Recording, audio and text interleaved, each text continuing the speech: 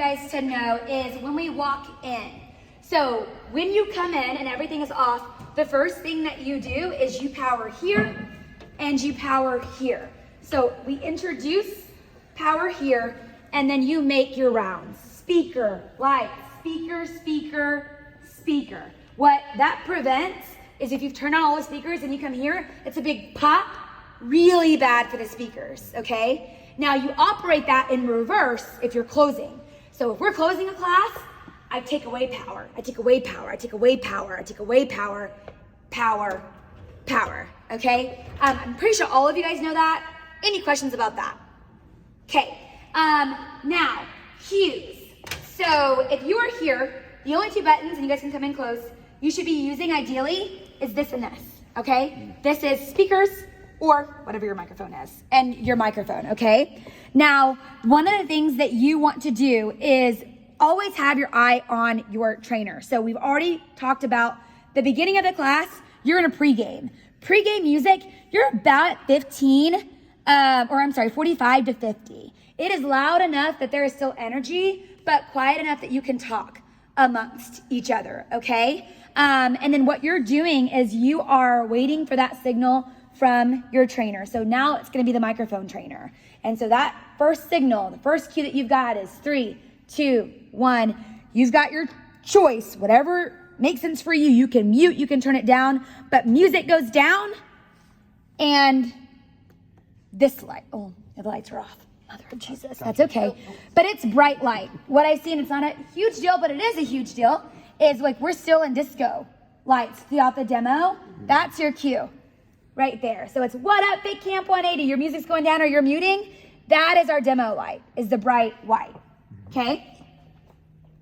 And then your next cue as we're demoing, your backup trainer is going around here and we're going 5, 4, 3, 2. I already hit the music. 2, 1, so it is ready to go. And that is the most, we're gonna do worship music. So I've got here, and what I heard more often than not lately is 5, 4, 3, 2, 1, go! It is 5, 4, 3, 2, 1, go! You're with them, with them, with them. And so what you want to do is you want to be mindful of their voice. Sometimes it just feels different, but you're usually your glass about right here. And your microphone, girls usually end up about right here. But if you can't hear them or you can't hear yourself, you come over and you turn it up, okay? And then boys are usually about right here. They're usually about 1, 2 o'clock because you guys have deeper voices. But what you want to look for is this should never go above that 6. If that is happening, it's too hot. If you are hearing muffling, you look for that. That green will be a red. And that is a sign that something is too high. If you don't know what to do, the easy thing is to turn this down. This should always be at 12 o'clock. You never mess with these. What you also, if it's really, really quiet, someone may have adjusted your iPad. Or if it's really, really muffled, your iPad may be too high. You're typically 1, 2, 3, 4. 1, 2, 3, 4. Sometimes I get crazy on Saturdays and I turn it up 1, but that's usually where you're at. But if you're all the way maxed out, you'll hear a muffled, weird, distorted. It's usually because this is too high. Okay? So that is your initial cue for lights, for sound. Any questions about that? Okay. The one thing that I've actually been playing with, and Travis just caught on and started doing it.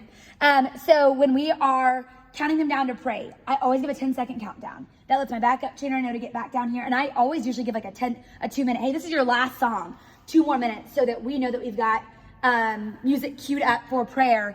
And then I always give them a 10-second countdown. 10, 9, 8, 7, 6, 5, 4, 3, 2, 1. And when they're going in time, I'm turning it to instrumental. That's what I do first. I turn music, and then it's still here, and then I start turning that down, and I go into closing high, okay? When they're in their close, you're usually about 45 and about 45. But you want to keep your hand on this because when we're instrumental, it goes up and down. So you never want it to be where they're getting overpowered by the music, but you also don't want it to sound like this. Like, that's just, it doesn't give them no GBDs or whatever. And so, but the big thing is you keep your eye on your trainer. Riley should never have to be like, hey, turn me up or turn me down. He should be able to say, hey, turn my music down or up. What you want to do is you want to keep the microphone always about right here. And if you feel too loud, take the microphone away from you. You want them just to know if you say here or here that it's a music cue. You can control that microphone. Instead of having to say something, your eye is on there. So Riley, if you feel like you're too loud, or the music is too low for you, you can just go right here. And I know to turn that up a little bit, or I know to turn that down a little bit, but you control your microphone. If they can't hear you, right here. Or tell them to turn the music down. But you want to be cueing your backup for that music, and you want to be able to adjust your microphone. But if your backup tuner's right here, they ain't hearing anything. You're not seeing it. So your eye, because it's always a little bit different in that close. Does that make sense? Yeah, can I add something to that? So on the cues, whenever they call 3 minutes or 2 minutes, as a backup trainer, you should be here. Because that buys you time to, to come over here, you find your closeout, you know you got 2 or 3 minutes, you can see, okay, song's about to run out, line up one more, and then you can have your prayer song lined out, and you're ready to go, so that way you're not coming up here last minute trying to throw it all together, because then that's what's going to make the transition very bad. Yeah, don't come up here 10 seconds. Yeah, you need to be up here whenever we say, hey, you got 3 minutes left or 2 minutes, you should be up here, and you should have all that lined out. Whenever we call time, you should just be able to hit next and be ready to roll. Now that doesn't mean that you have to stay like this for 3 minutes. You got everything good, and I kind of stay in this little area. I'm cheering them on, I'm encouraging them, I'm not going back over there, but I'm staying in this general area, but I came here, I made sure I've got everything that I need, and then I'm still encouraging the people, and I come back here by about that 60-second mark, and I'm just standing here and waiting. And I think it is a team effort too, so the mic trainer needs to be aware of the time and give those cues. Yeah, absolutely. And so, I mean, really, you're both looking at the clock, but again, like you might be in the middle of trying to help someone correct that form, you're listening for that cue. That cue, yep.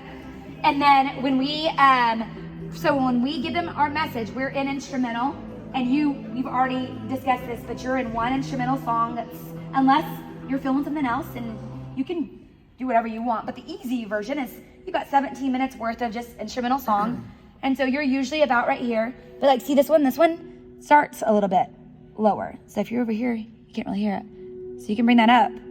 It's not 45 exactly, but where you can hear it. And then what I've really enjoyed, not the end of the world, but I'd really like you guys to do it, when I actually tell them to bow their heads, I turn the sound just a little bit more, and I take them into low lights. It changes, but it also, and you can't see it right now, but it gives it more like a dark, intimate feeling, like while they're in prayer. I started randomly doing it, and then Travis just caught on. I never told him to do it, but he does it now, and I really like it.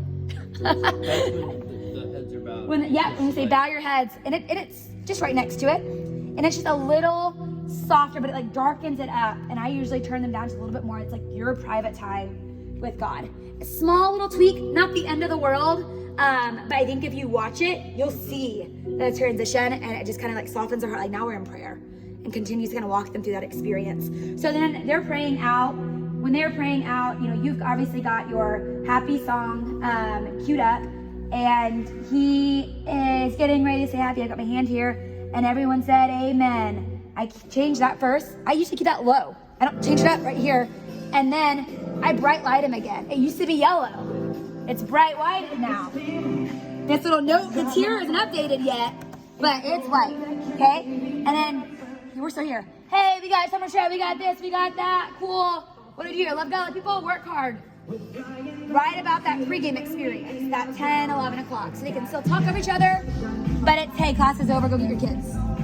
Cool? One thing I'll note on this is you can take more than one song of happy and put it on, because sometimes it's happy and then also it's like duh, duh, oh, duh, I do like 3 or 4. Yeah, 3 or 4, so that they get time to talk and be in that happy moment before Linkin Park comes on. Yeah.